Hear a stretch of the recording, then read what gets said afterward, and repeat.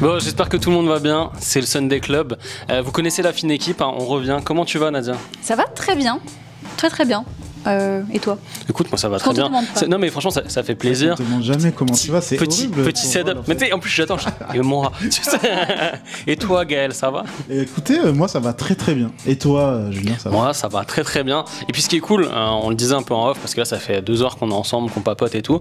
Il y a de plus en plus de commentaires, on est content, il y a des abonnements. Merci beaucoup. Allez aussi écouter sur les plateformes parce que c'est aussi sur toutes les plateformes audio en streaming. Donc ça c'est cool et merci de nous donner de la force. On a un petit peu changé le scène de club parce que avant on avait vraiment, on va dire, des opinions chacun qu'on devait tirer au sort. Là on s'est dit on va le faire un peu plus chill parce qu'on a envie de le faire un peu à la cool. Ouais, on a le droit en fait. Du coup par contre on continue. T'as dit quoi? J'ai même pas entendu. On a le droit et du coup on continue de faire quand même du tirage au sort, c'est-à-dire que dans cette petite casquette on a 3 sujets si je dis pas de bêtises, hein, et on sait pas sur lequel on va tomber, on n'a pas potassé, donc c'est moi qui non, c'est moi qui tire. Ah ok d'accord. Je sais pas. Mais putain, on me dit pas si ça va, je peux pas tirer. C'est toujours moi qui tire, on peut pas changer les bonnes habitudes. Ok. Je flippe, j'ai bossé sur rien du tout, moi. Ok. Alors, Hamilton, Leclerc, meilleur duo de l'histoire. Duo le plus puissant. Ok, ça commence. Ok, très bien. Alors, première chose, là on peut vous dire quand est-ce qu'on tourne. On est juste avant le Japon en termes de tournage, donc faut avoir ça en tête, et avec le fait que Ferrari ça va dans tous les sens, voilà, mais il s'est passé ce qui s'est passé, quoi. Il s'est passé ce qui s'est passé. Voilà, c'est juste pour que vous ayez un petit point de temporalité parce que peut-être qu'on va dire des trucs totalement hors contexte. Donc on se donne quand même 5 minutes pour un tout petit peu potasser comme on fait habituellement, juste pour donner quelques arguments parce qu'on sait pas les uns les autres ce qu'on pense de ce sujet. C'est parti. Let's go.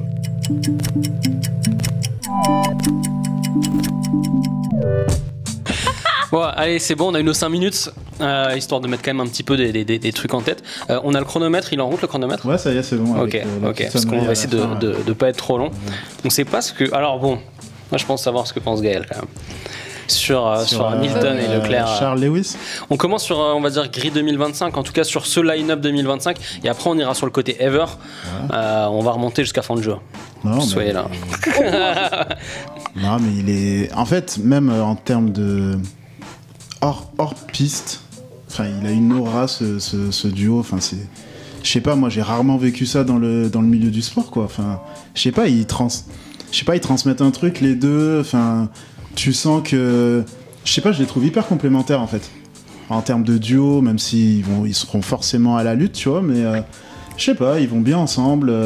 Puis c'est fort, c'est puissant, c'est emblématique, franchement, c'est assez fort, je trouve. Comme c'est vrai que là où tu as raison, c'est que c'est un duo qui est trop puissant. Enfin, d'un point de vue sportif, je pense que vraiment on peut... c'est dur de dire ça après ce qui s'est passé en Chine, mais je pense qu'on peut voir des choses intéressantes de leur part, d'un point de vue marketing, etc. Mais concernant le duo, jusqu'à quand? C'est ça le truc, c'est que je me dis, il y a forcément un point de rupture entre les deux, si tout se passe bien. En tout cas, je le vois comme ça. Mais tu vois, même en Chine, franchement, c'est assez cool, mais quand tu vois... la façon dont Lewis laisse passer Charles parce il voit qu'il est plus rapide. Oui, il a pas assez de pace et il dit Leclerc peut passer. Ils vont être à la guerre les deux, tu vois, mais ça va être assez fair, je pense. Moi, je vais essayer de recentrer sur 2025. Est-ce que c'est le meilleur line-up? Je pense que oui. Enfin, tu vois, vraiment d'un point de vue performance pure et dure, t'as quand même Hamilton qui a une expérience folle et avec toutes ses stats, et Leclerc. Alors, on va pas refaire le jeu de si on change Leclerc et qu'on met, je dis une connerie, Verstappen, tu vois, peut-être que ça sera encore un line-up meilleur. Restons sur le line-up tel qu'il est. Je pense que c'est peut-être le meilleur line-up. Si tu fais un top 4 des pilotes, Lewis et Charles sont dans les top 4 des pilotes de la grille. Je pense que le deuxième meilleur line-up, c'est peut-être McLaren pour le coup. Parce qu'en fait, tous les autres top teams, t'as un rookie. On va encore plus maintenant avec. Enfin, ça va un peu changer. Avant, il y avait Lawson, bref. Mais t'as pas deux, en gros, têtes d'affiche avec déjà de l'expérience, qui connaissent la voiture, qui connaissent les gens. Et donc, ça se tape avec McLaren. Mais j'avoue, t'as quand même un Hamilton Leclerc, c'est quand même costaud. C'est ultra costaud. Mais vraiment, là, je pense qu'en Italie, ils doivent être comme des fous d'avoir ce duo. Parce que tu as quand même Charles qui est le prédestiné quoi, de Ferrari, qui est celui qui va ramener le... Ouais, exactement. Mais mon italien n'étant pas très bon, je l'ai fait en français. et qui est voilà, ont promis à avoir promis entre guillemets à avoir le titre mondial. Et puis t'as Lewis Hamilton, septuple champion du monde. Vous avez vu quand il est arrivé à Maranello, Lewis, la folie des tifosi. Je pense vraiment, oui, effectivement, c'est le duo le plus puissant. Oula, mais ça y est, j'arrive plus à parler. Le plus puissant. Ça peut être talonné en termes de performance, moi je pense avec un McLaren. Mais parce que du coup là forcément on prend en compte aussi la machine. Ouais, mais après dans nos sujets, et je sais pas quand est-ce qu'il va tomber, il y aura un sujet McLaren avec le duo Piastri-Norris. Il y a un espèce de respect, je sais pas, peut-être que dans 6 mois je vais dire quelque chose de tellement différent, mais entre Hamilton et Leclerc, t'as l'impression qu'ils s'entendent plutôt bien, qu'il y a un espèce de respect. On l'a vu sur le dernier GP, vraiment, il avait moins de pace Hamilton. Alors la FOM, elle nous a montré ce qu'elle nous a montré, mais il a laissé passer Leclerc, et ça sent bon, parce qu'en dehors du 8e titre, le but c'est Ferrari là. Et moi je trouve que ça marche bien, ça fait rêver, ça fait parler. On l'a vu, nous, notre sujet qui a fait le plus de vues, c'est le sujet Hamilton. Donc, ouais, clairement, en tout cas pour moi, 2025, c'est le meilleur combo, le meilleur line-up. Après, je vous trouve un tout petit peu naïf sur la relation entre Charles Leclerc et Lewis Hamilton. Mais je me pose la question, tu vois. En vrai, je vous trouve un peu naïf dans le sens où Lewis Hamilton, il est venu pour marquer l'histoire de Ferrari. Donc, titre, etc. Il a déclaré, là, il n'y a pas longtemps, qu'il voulait créer sa voiture, la F44, sa voiture de route. Donc incroyable, donc ça c'est vraiment marqué l'histoire pour l'éternité, si je puis dire. Donc je pense que s'il y en a un, les deux ne vont pas forcément marquer l'histoire, ou pas de la même manière, et pas aussi fort. Et s'il y en a un des deux qui en a encore plus envie que l'autre, je pense que c'est Lewis Hamilton. Et donc je pense que là, c'est cordial. Ouais, je pense. C'est cordial entre les deux. Mais il y a un moment donné, il faut s'imposer, ne croyez pas qu'il y aura cette belle entente entre les deux. C'est au niveau de la psychologie, parce que alors qu'on aime ou qu'on n'aime pas Drive to Survive, il y a des trucs qui sont quand même cool, il y a des choses qui sont filmées, et on se rend compte que Leclerc, on le savait un peu, mais psychologiquement, il peut être très vite touché, tu vois, et tu te rends compte que Vasseur, heureusement qu'il est là pour, tu vois.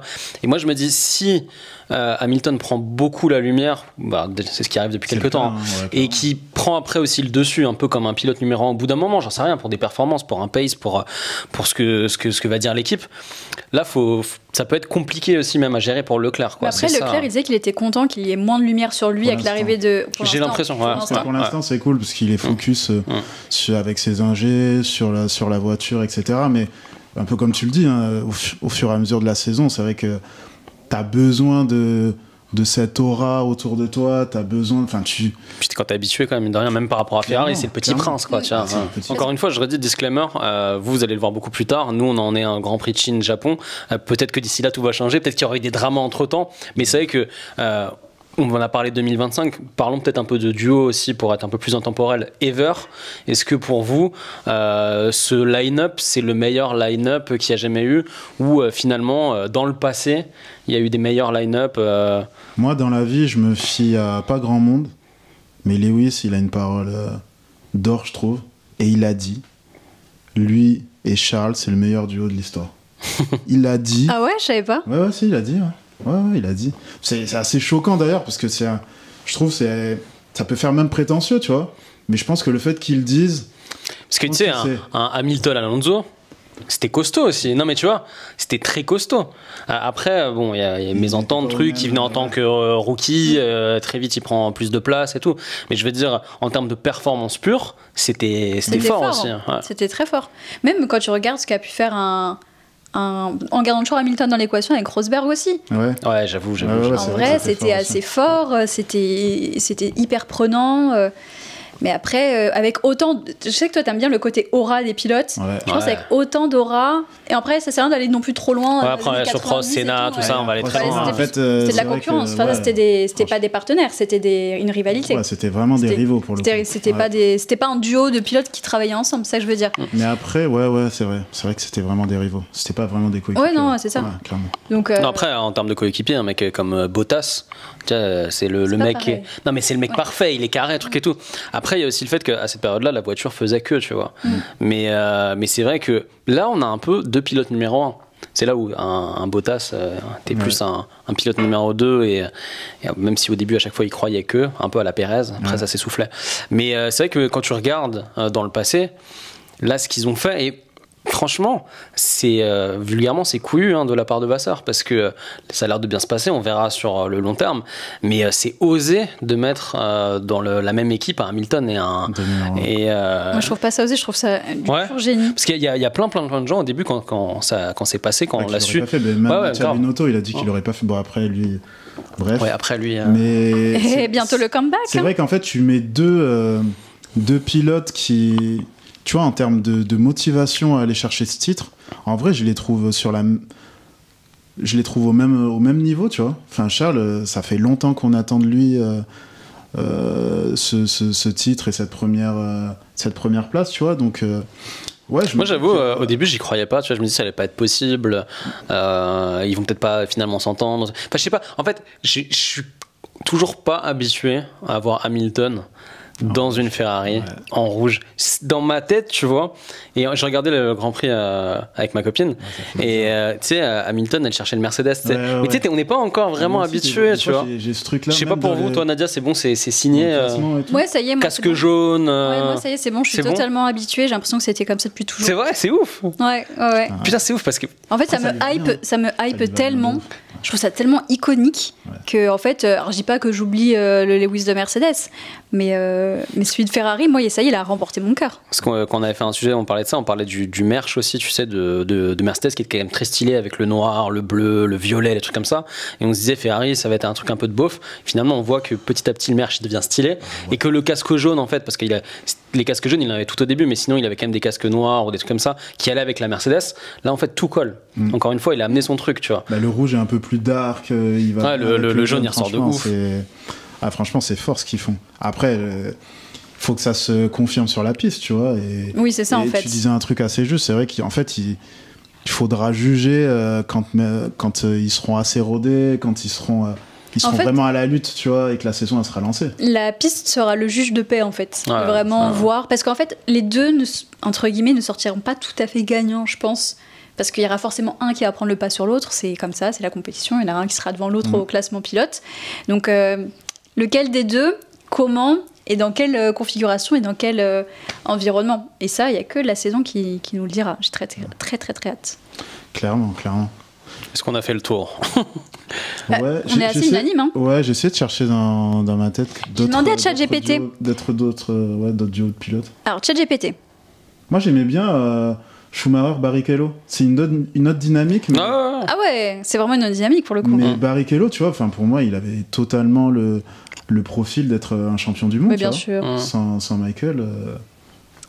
Qu'est-ce qu'il dit ChatGPT du coup? Alors ChatGPT, Ayrton Senna et Prost chez McLaren. Mais pour moi, je les vois plus comme des rivaux. En fait, pour moi, iconique, c'est pas, enfin, je sais pas comment expliquer. Pour toi, t'as besoin qu'il y ait de l'entraide en gros? Oui, pour moi, c'est le meilleur duo de pilote, c'est celui, qui peut mieux marcher pour faire le plus de points pour. Ouais, moi c'était dans ce sens-là que je voyais. Ok. Mais effectivement, sinon, si on doit retenir ever, effectivement, je pense que c'est plutôt. Qui est fou. Ouais. Putain, imaginez, ça se finit comme ça entre Lewis et Charles, genre. Ça serait fou. Non, ce serait. Après, Lewis l'a connu avec Rosberg. C'est ce que j'allais dire, parce que Abu Dhabi, Rosberg. Il y a un point d'écart entre les deux, ils sont à égalité. Imaginez, mais c'est. Là, tu m'en demandes trop là. Là, c'est la guerre. Vraiment. On verra en fin de saison. Donc, du coup, attendez, on finit avec le chat. Donc, Ayrton Senna et Alain Prost, ok, si on le prend d'un point de vue global, je suis d'accord avec ça. Lewis Hamilton, Nico Rosberg, Sébastien Vettel et Mark Webber. Ah ouais, c'est vrai, effectivement, on n'y pense pas, mais. Fernando Alonso et Lewis Hamilton. Ouais. C'est fou qu'il parle pas d'Arnaud Trulli ou tout comme ça. Hop. Et j'allais dire encore à ChatGPT comme si j'étais très méchante. N'hésitez pas aussi vous dans les commentaires avec vos duos pilotes préférés, parce que ça peut être cool, mais que ce soit 2025 ou saison depuis très longtemps, ça va être intéressant de vous lire parce qu'on lit tous les commentaires. Il n'y a pas de duo avec Verstappen? Non, bah non. Tu dis bien. C'est étrange. Il y a Schumacher et Barrichello, il y a Raikkonen et Massa. Et voilà, après il y en a d'autres, mais bon. Non mais voilà, on est assez unanime sur le fait que c'est vraiment un gros. Toi tu parles de génie, tu vois, je pense que ça résume le truc, le fait de les avoir mis ensemble. Ça a l'air de plutôt bien marcher en tout cas pour ce début de saison, en tout on verra sur la suite. Et puis ce qui va être intéressant, c'est de voir aussi vous vraiment ce que vous en pensez en commentaire, parce que peut-être qu'ils vont nous sortir des duos d'il y a super longtemps auxquels on n'a pas pensé. Ça va être rigolo de voir, quoi. Non, c'est clair. Mais je pense qu'ils ont la personne pour faire exceller ce duo, tu vois. C'est Vasseur. Ouais. Bien sûr. Ouais. Tu sens que c'est sain, en fait. C'est ouf, hein, mais... Déjà, il avait réussi à bien tenir le duo Sainz-Leclerc, parce que c'était pas facile, en vrai. Tu vois, c'est deux pilotes à la trajectoire plus ou moins similaire, qui ont le même... Enfin, Sainz, il avait vraiment envie de prouver qu'il avait sa place chez Ferrari, tu vois, donc c'est pas facile. Il l'a bien prouvé, hein. Il l'a prouvé, en soi, c'est vrai. Mais ouais, là, franchement, j'ai hâte de voir un peu comment va se passer la dynamique, quoi. En fait, c'est là où tu vois que la Formule 1, c'est un sport où ça se construit vraiment sur du long terme et petit à petit, vraiment brique par brique, parce que Leclerc, il le couvre, on va dire, depuis qu'il est tout petit. Ouais, c'est bien, c'est de le mettre dans son retranchement. Idem avec Lewis Hamilton. Hein. Bon, n'hésitez pas à vous abonner. N'hésitez pas aussi à aller écouter en podcast, comme ça, quand vous êtes dans les transports, en voiture, vous pouvez nous écouter tranquillement. Il y a plusieurs épisodes dans le mois, il y en a sur les réseaux sociaux, il y a plein de choses, on essaie de mettre plein de trucs. Et puis abonnez-vous aussi à la chaîne sur YouTube. Hein. C'est important. Et surtout, dites-nous, moi j'ai vraiment envie de voir en commentaire les duos de pilotes pour vous qui sont iconiques. Il y aura du Prost Senna, c'est sûr, il y aura du Prost Senna. Ah oui, c'est sûr qu'il y aura du Prost Senna, mais on va le mettre. Franchement, j'aurais voulu vivre ça, tu vois. Ça devait être dingue. Ça devait être incroyable. Ça devait être dingue. Bon, à très bientôt pour un prochain épisode. Yes, let's go. Ciao. Ciao.